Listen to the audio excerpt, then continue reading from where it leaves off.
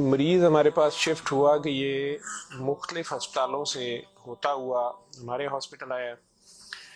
बिल्कुल सूख के वो कांटा हुआ था। 55-60 साल का वो आदमी था, बहुत ही पतला दुबला, और हमारी जुबान में यूजली हम कहते हैं बोन एंड स्किन, पानी की शदीद कमी और बुरा हाल।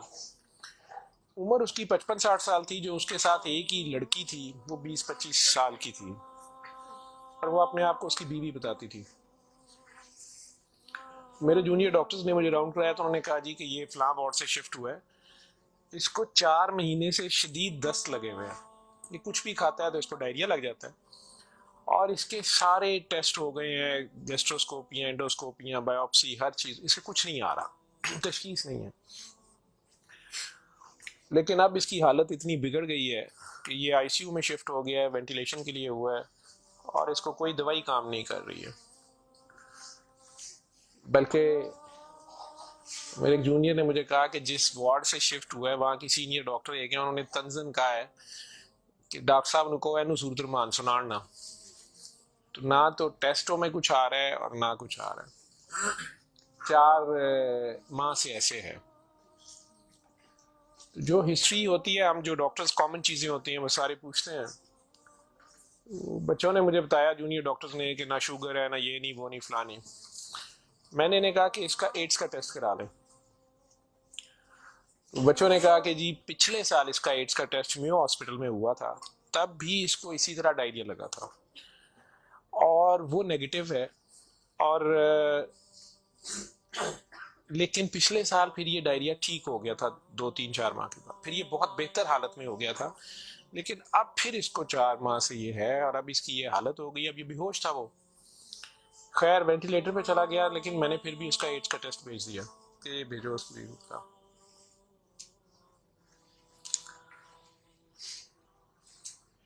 सूरह रहमान हमारे आईसीयू में वैसे ही लगती है, सुबह दोपहर शाम, कई बार मिस हो जाए, दिन में कम से कम एक बार जरूर लग जाती है। कोई ना कोई डॉक्टर नर्स ड्यूटी अपनी समझ के इसको लगा देते हैं। वो भी लग रही थी, सारे पेशेंट्स थे। जहां तक जितनी मेरी याददाश्त साथ देती है कि तीसरा दिन था तो मेरी जूनियर डॉक्टर का मुझे फ़ोन आया, बड़ा पैनिकी। उसने कहा कि सर ये पेशेंट जो है इसकी हालत तो ख़राब ही है, वैसे ही है, बेहतर नहीं हो रहा ये वाला पेशेंट। इसके अचानक एक चेंज आई है कि ये सूरह रहमान जब भी लगती है, मैंने नोट किया है, लेकिन नर्सेज सुबह से बता रहे थे, लेकिन मैंने ये नोट किया अब कि जब भी लगती है इसके नाक मुंह से, वैसे उसके पाइप डाला हुआ था फेफड़े, हम सांस उसको मशीन, सांस वाली मशीन से जो है ना वो, उसके लिए पाइप डाला हुआ था। नाक में भी एक नाली थी मैदे के लिए, बेहोश था। उसने कहा जी इसके नाक में से सुंडियां उबलना शुरू हो जाती हैं बाहर को, और नर्सेज इसके ऊपर ड्यूटी करने से तंग हो रहे हैं। तो अब शक्कर एक मशीन होती है जिससे हम मरीज के अंदर से एक बलगम निकालते हैं, जो नेगेटिव प्रेशर से सक करती है। तो सर इसको हम सक करते हैं, लेकिन ये नहीं समझ आ रही कि ये कहाँ से आ रहे हैं। मैंने कहा इसके मैदे से खींच के देखे, उन्होंने कहा जी उधर से नहीं आ रहे। मैं जी इनकी सांस वाली नाली से आ रहे हैं, जी उसमें से भी नहीं आ रहे। लेकिन जब सूरह रहमान बंद करते हैं ये खत्म हो जाते हैं, ये बाहर नजर नहीं आते। यहाँ हमारी हड्डियों में खाली जगह होती है, उन्हें हम साइनस बोलते हैं डॉक्टर्स। तो मैंने कहा यार फिर इसके ये साइनस से आ रहे हैं, और मेडिकली हम इसे मैगट्स इन्हें कहते हैं हम। शुगर का मरीज बेचारा आखिरी स्टेज पे, कई बार उसके जख्म बहुत खराब हो जाए तो उसमें कीड़े कई बार पड़ जाते हैं इस तरह। लेकिन ये चीज मैंने नहीं सुनी थी, और ना ही उसकी कोई, ना वो शुगर का मरीज था ना कुछ और था। मैंने डॉक्टर साहब से कहा कि आप जो है ना इसका ये तो अब एंटीबायोटिक्स जा रही हैं, सारा कुछ जा रहा है, वैसे इसके एड्स के टेस्ट का पता करें वो कब तक आएगा। तो मुझे लग रहा है कि इसकी कुव्वत मुदाफियत कोई नहीं है, पर ये कीड़े इस तरह पड़ गए हैं। लेकिन उसके अलावा कोई और रिश्तेदार इसका है ही नहीं है, और वो कोई चीज़ ला भी नहीं रही, दवाइयाँ भी हमने खुद अपने फंड से शुरू कर ली हैं। इसका करना क्या है? और मसला ये है कि ये जिस वक्त सूरह रहमान लगती है तो ये कीड़े इसके अब तो आंखों से भी कुछ निकले हैं, तो इसके नाक और मुंह से उबलना शुरू हो जाते हैं। लेकिन जब हम बंद करते हैं थोड़ी देर बाद वो मुंह में कहीं नजर नहीं आते। तो हमारा ये ख्याल था कि सूरह रहमान बंद कर देते हैं। इसकी बीवी ने भी कहा कि ये तुम लोग फिर बंद करो, पता नहीं क्या तुम लोग लगाते हो। तो वो जो हमारी नॉन मुस्लिम सिस्टर थी, उन्होंने उसे कहा कि मेरी बात सुनो, मुझे नहीं पता इसे क्या बीमारी है, لیکن وہ اسے پریئر کہتی تھی. انہوں نے کہا جب یہ پریئر لگتی ہے نا یہ کیڑے اس کو چھوڑ کے بھاگتے ہیں. ٹھیک ہے, تو میں تو کہتی ہوں اس کو 24 گھنٹے یہی سنائی جاؤ. جب میں نے یہ باتیں سنی تو خیر میں نے کہا کہ اس کی بیوی کو کہو کہ وہ رپورٹ کا یا ہمیں رسید دے دیں, ہم خود اپنے طور پہ پتہ کر لیتے ہیں. میرے راؤنڈ کرنے کے بعد وہ بندی خود ہی آ گئی میرے پاس. مجھے نہیں پتا تھا کہ وہی سسٹر نے اس کی بٹھا کے کہیں کاؤنسلنگ کی تھی. اسے انہوں نے کہا کہ اس کو ہمیں شک ہے کہ ایڈز نہ ہو, کہ اس کی قوت مدافعت نہیں ہے, اس طرح کیڑے اس کو پڑ گئے, کچھ ہو گیا, شاید کمزوری سے ہو گیا, بیماری کی کمی سے ہو گیا. تو یہ اس کا ہم پتہ کرنا چاہ رہے ہیں. ادروائز تو جو دوائیاں ہیں وہ وہی رہنی ہے. کچھ طرح کی اس نے بات کی, کہتی کہ وہ ڈر گئی ہے تھوڑی سی, اور وہ کہتی میں نے بڑے ڈاکٹر صاحب سے کوئی بات کرنی ہے. بہرحال اب مجھے جتنا یاد ہے, میں 1 سال بڑی سوچا ہے اس کے اوپر کہ میں اس کو بیان کروں یا نہ کروں لوگوں کے سامنے. اس عورت نے بڑی خوفناک کہانی مجھے سنائی. جب اسے یہ ڈر پڑا نا کہ اس کو ایڈز نہ ہو اور اس کو نہ ایڈز لگ گئی ہو, اب وہ مجھے کہنے لگی کمرے میں آ کے کہ ڈاکٹر صاحب یہ جو میرا میاں ہے نا یہ اصل میں جادوگر ہے. میں نے کہا آپ نے تو پہلے دن لکھوایا کہ یہ رکشہ چلاتا تھا اور رکشہ ڈرائیور ہے. اس نے کہا جی یہ رکشہ ڈرائیور تو ہے لیکن یہ جادوگر ہے, کالا جادو کرتا ہے, لیکن کرتا قرآن سے تھا. مجھے ہنسی آ گئی, میں نے کہا قرآن سے کالا جادو کیسے ہو سکتا ہے. بہرحال ٹو کٹ اٹ شارٹ, اس عورت کی ہمارے وہ ڈاکٹرز نے مجھے, چونکہ وہ ویڈیو میرے پاس وہ صرف پڑی ہے جس میں وہ کیڑے پلیٹ میں ہماری اسے ڈش کہتے ہیں اس میں وہ نکال کے وہ ڈال رہے تھے, تو مجھے انہوں نے بھیجے کہ اس کا کرنا یہ کیا ہے. پہلی رات جب انہوں نے مجھے میسج کیا رات کو واٹس ایپ پہ, تو وہ ویڈیو میرے پاس پڑی ہوئی ہے. اور نے مجھے بتایا جی کہ میں خود کسی کی بیوی تھی,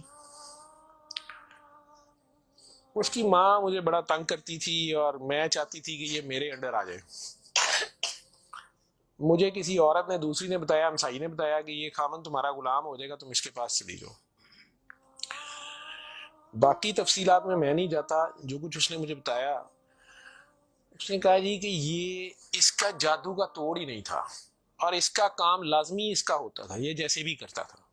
طریقہ کار اس نے کیا کہا جی, اس نے کمرے میں اندر ایک گاؤ تکیہ رکھا ہوتا تھا, اس کے اوپر اس نے وہ جس طرح اسمائلی ہوتا ہے, جو مجھے سمجھ آئی کہ اس نے کوئی بت سا بنایا ہوا تھا, اس کمرے یہ بٹھاتا تھا اور وہ لوگوں کو پہلے تو قرآن شریف بھی پتہ نہیں پڑھنے کو کہتا تھا, کچھ کرتا تھا, پھر ان کی بات سنتا تھا, سارا کر کرا کے جو مجھے اس کا طریقہ واردات سمجھ آیا یا جو بھی تھا. اس نے کہا جی کہ جو غرض مند ہوتا تھا نا وہ دیوانہ, عورتیں بڑی دیوانی ہوتی تھیں, ٹھیک ہے, یا ینگ لڑکے لڑکیاں کہ میری وہاں شادی ہو جائے, وہاں ہو جائے, اولاد ہو جائے, کئی لڑکے آتے تھے. جو اس نے سب سے گندی بات مجھے بتائی, بڑی فضول جو اس کی حرکت تھی یا جو بھی, وہ اسلام تو ہو ہی نہیں سکتا. اس نے کہا جی یہ ان عورتوں کو, اور اپنے بارے میں اس نے کہا کہ میں نے بھی یہ غلطی کی, میرے سے بھی یہ گناہ ہوا, لیکن مجھے گناہ ثواب کا اتنا نہیں پتا تھا. تو یہ پہلے وہ تکیے کو سجدہ کراتا تھا, خود اس کے پیچھے کھڑا ہو جاتا تھا, پھر وہ کہتا تھا کہ یہ اصل میں تم لوگوں پہ کالا جادو ہوا ہے, اس کو توڑنے کے لیے پتہ نہیں نوری بڑا ضروری ہے, ٹھیک ہے. پھر وہ ہمیں کہتا تھا کہ وضو کر کے آؤ, ٹھیک ہے, وضو کر کے آتے تھے, وہ پتہ نہیں کون سی صورت پر وہ کئی صورتیں مکس کرتا تھا. یہ سب کرتے کراتے 1-2 سیشنوں کے بعد کچھ نہیں لیتا تھا. پھر جو زیادہ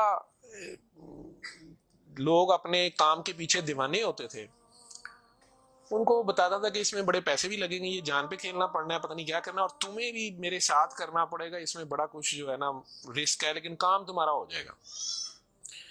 جو بھی اس کی کہانیاں تھیں, جو اس کو بعد میں کسی اور وجہ سے پتہ چلی, جو مجھے وہ بتا رہی تھی کہ جی یہ عورتوں کے ساتھ بھی اور ینگ لڑکوں کے ساتھ یا مردوں کے ساتھ بھی غلط کام کرتا تھا, پھر انہیں اپنا گند کھانے میں مجبور کرتا تھا, پھر انہیں پتہ نہیں کون سے آیت بنائی ہوئی تھی یا کوئی نام تھا, پتہ نہیں کیا, کہ عربی کے جی یہ پڑھ کے نا تم نے یہ مکسچر جو ہے نا, یہ ہنڈیا پکاتے ہوئے تھوڑا سا بیچ میں گند ڈال دینا ہے اور اپنے خامن کو کھلا دینا ہے, یا اس لڑکی کو کھلا دینا ہے, یا اس کو کھلا دینا ہے.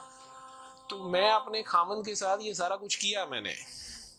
اب مجھے بتائیں کہ جب وہ اس بندے کے ساتھ ہی سو گئی تو اس کے خامن تو وہ رہا ہی نہیں ہے نا, تو نہ وہ مسلمان رہی ہے, نہ وہ یہ حرکتیں ساری. اب اس کے بعد بقول ان خاتون کے, اس لڑکی کے, کہ جی وہ خامن جو میرا تھا اس میں تو تبدیلی نہیں آئی, اس نے مجھے فل مارنا شروع کر دیا. اور مجھے اس کی میرے تڑپ اس کی طرف بھاگتی تھی کہ میں اس کے پاس آؤں.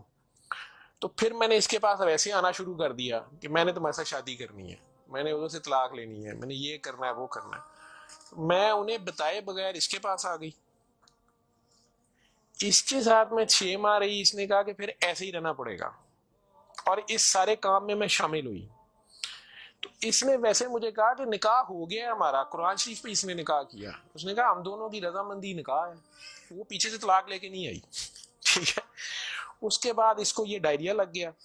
ڈائریا لگنے کے بعد یہ کہتی ہے کہ جی میو اسپتال میں جب ہم تھے 4 مہینے ہمیں ہو گئے, اور برا حال تھا اس کا پچھلے سال. تو یہ ایک دن مجھے کہنے لگا کہ میں کہتا ہوں کہ میں اللہ سے توبہ کر لوں, اللہ میری جان بخشی کر دے, تو میں توبہ کروں, اور میں نا اب رکشہ ہی چلا کے اس میں جتنی روٹی روزی ہوگی تو میرے ساتھ گزارا کر لے گی, اور تو بھی واپس چلی جا اپنے خامن کے پاس. ٹھیک. اور ادھر سے جا کے طلاق لے نہ لے, اور یہ نکاح نہیں ہے, اور جو بھی اس نے کہا کہ جی ہم نے توبہ کرنی بقول اس کے جو اس کی سمجھ تھی. یہ کہتی ہے جی میں واپس گئی, میرے خامن نے پھر مجھے مارا. اس نے کہا میں تمہیں طلاق دے چکا ہوں, تم میری طرف سے فارغ ہو, تم کہاں سے آئی ہو, یہ آئی ہو اتنی دیر بعد آئی ہو, جو بھی آئی ہو. خیر میں پھر واپس اس کے پاس آئی. یہ کہتی کہ جی وہ میں کوئی 48 گھنٹے بعد شاید 2 دن بعد واپس آئی ہے. دیکھو میو ہسپتال تھے, ڈاکٹر بڑے حیران سان تھے, پیٹ سے ٹھیک ہو گیا سی. انہوں نے کیا دوائی فلانی مافک آ گئی ہے, فلانی مافک آ گئی ہے. تو یہ اپنے پیروں پہ کھڑا ہو گیا. اگلے کوئی 10-12 دنوں میں انہوں نے چھٹی دے دی. پھر یہ مجھے مسجد ایک میں لے کے گیا, وہاں ہم نے نکاح کیا. ٹھیک ہے. نکاح کیا, یہ رکشہ چلانا شروع ہو گیا. تو ڈاکٹر صاحب 6 مہینے نے بڑی محنت کی تھی, یہ رکشہ بھی چلایا, میں بھی کدے سکی گلی کھاندے سا چنگا پلا سی. پر ڈاکٹر صاحب دنیا بڑی ظالم ہے, دی شہرت سی دنیا پیچھے پہندی سی, کہندا سی میں کام چھڑ چھڑیا ہے. ڈاکٹر صاحب ہوں پھر ایک بچی آئی تو بڑی سونی سی, وہ بڑی روندی سی, وہ پتہ نہیں کی مسئلہ سی. ڈاکٹر صاحب نے وہ پھر وہی کام شروع کر لیا. انہیں پھر وہی کام شروع کیتا ہے. میں پہلے کہندی رہی ہوں, لیکن ڈاکٹر صاحب دے پیسے بڑے آندے سن. وہ بعد ہون 4 مہینے تو یہ اس کی یہ حالت ہے, اور اب یہ بے ہوش ہے. اب میں اللہ سے توبہ کرنا چاہتی ہوں, اللہ مجھے معاف کر دے, مجھے تو سمجھ نہیں تھی, تو مجھے معافی لے دیں. اور اس کا اب کیا بنے گا اور کیا نہیں بنے گا. میں نے یہ کافی بیچ میں سے سینسر کر کے آپ لوگوں کو ساری بات سنائی ہے. اور مجھے کہتی ہے جو کیڑے اس کے اندر سے نکلتے ہیں یہ کیوں آ رہے ہیں, یہ کہاں سے آ رہے ہیں. میں کہ بی بی یہ میں نے اسے سائنسز وغیرہ سمجھایا. میں کہ یہ اس کے بہت زیادہ خون کی کمی ہے, اس کے اندر جراثیم پڑ گئے ہیں, جو بھی. میں ڈاکٹری تو میں اسے اور کیا میں اسے کہتا.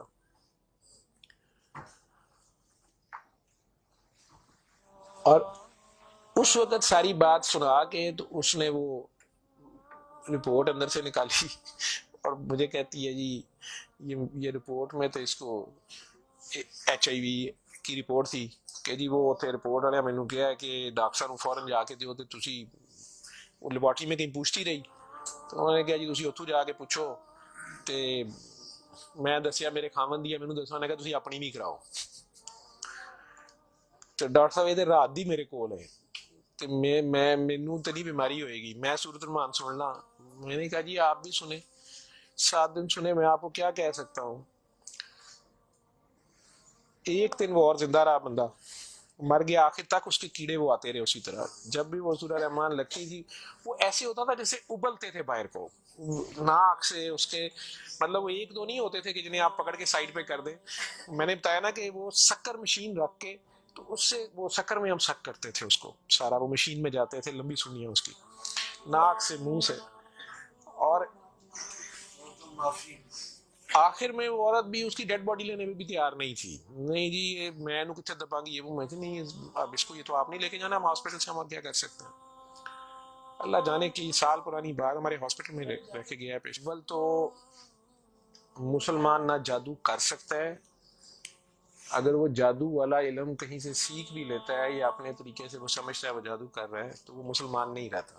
ایک چیز, قرآن کو ہی لوگ مس یوز کرتے ہیں, ناپاک حالت میں غلط طریقے سے بڑا کچھ کرتے ہیں. اور کئی بار ہم ناسمجھی میں بھی اپنا خسارہ بڑھاتے ہیں, ہمیں سمجھ نہیں ہوتی اور ہم کچھ چیزیں کرتے ہیں.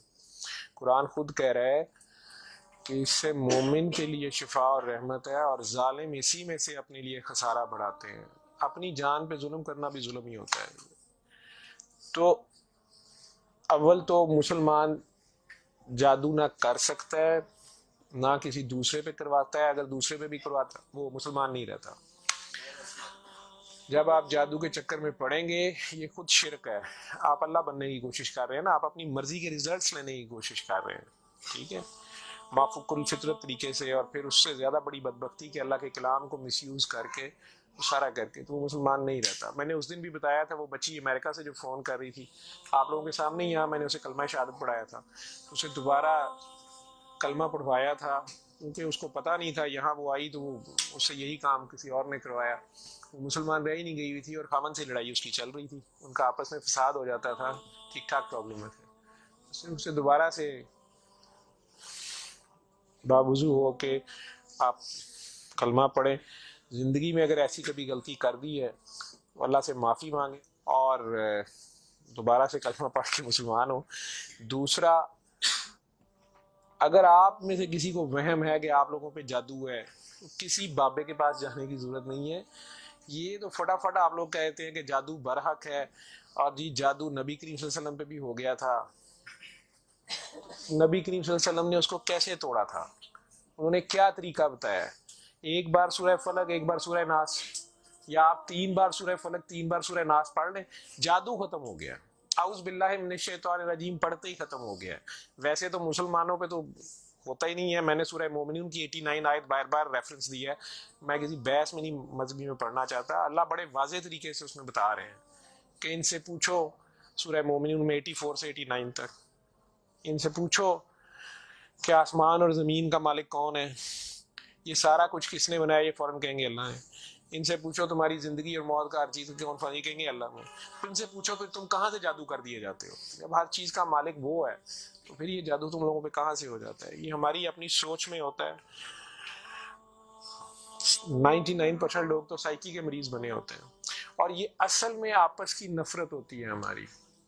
ہماری آپس کی نفرت، حسد، کینے، بغض، لالچ، ہوس، یہ جو ہماری سوچ کی لہریں ہیں یہ ضرور ایک دوسرے کو ڈسٹرب کرتی ہیں. یہ نظر لگ جاتی ہے، ماں کی نظر اپنے بچے کو لگ جاتی ہے، پیار سے ہی دیکھ لے، اس کو زیادہ انرجی چلے گئی، بیچ میں ماشاءاللہ نہیں کہا، فوکس اللہ سے ہٹا، بچے پہ گیا آپ کا. تو اللہ کے ریفرنس سے اس بچے کو دیکھیں کہ ماشاءاللہ میرا بیٹا کتنا پیارا، تو پھر نظر نہیں لگتی ہے. یہ باتیں آپ کو سمجھائی گئی ہیں کہ فوکس آپ کا اللہ رہے. نعوذ باللہ نعوذ باللہ نعوذ باللہ، کئی بچے میرے ساتھ زیادہ پیار سے جب زیادہ چلتے ہوں، آپ اللہ ہیں، نعوذ باللہ میں اللہ کیسے ہو سکتا ہوں؟ پھر انہیں میں کہتی ہوں کہ بیٹا یہ کفری ہے کلمہ ہے. کسی بات سے کوئی بندہ مدتوں سے پھنسا ہوتا ہے، اس میں سے نکلتا ہے، کئی بہت بڑی بات کر دیتے ہیں. ہوش کے لوگ نہیں ہوتے ہیں، جب تک ہوش میں نہیں ہوتے ہیں تو اس وقت تک تو ان پہ حد نہیں لگتی، لیکن جب ہوش آ گئی ہے اس کے بعد یہ بات کفر میں آتی ہے، اور اللہ یہ برداشت نہیں کرتا. آپ ناسمجھی میں بھی کر رہے ہو، بچہ ناسمجھی میں بھی الٹی سیدھی حرکتیں کر رہا ہو تو ماں تو کان پکڑ لیتی ہے، اس نے بھی اسے سکھانا تو ہوتا ہے، اسے ثابت تو کرائے گا، پہچان تو کرا کے چھوڑے گا اللہ کون ہے، اللہ کہاں ہے. ٹھیک ہے، آیت الکرسی کا مطلب ہے کرسی کی نشانی، کرسی کا اشارہ.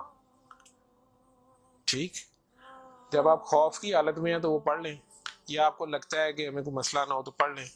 اس کا مطلب یہ نہیں ہے کہ وہ آیت الکرسی کے لفظ یا آیت الکرسی کی وہ آپ کی حفاظت کرتے ہیں. اس کا مطلب کیا ہے؟ عربز کو تو پتہ چلتا تھا پڑھتے ہوئے کہ وہ کیا کہہ رہے ہیں.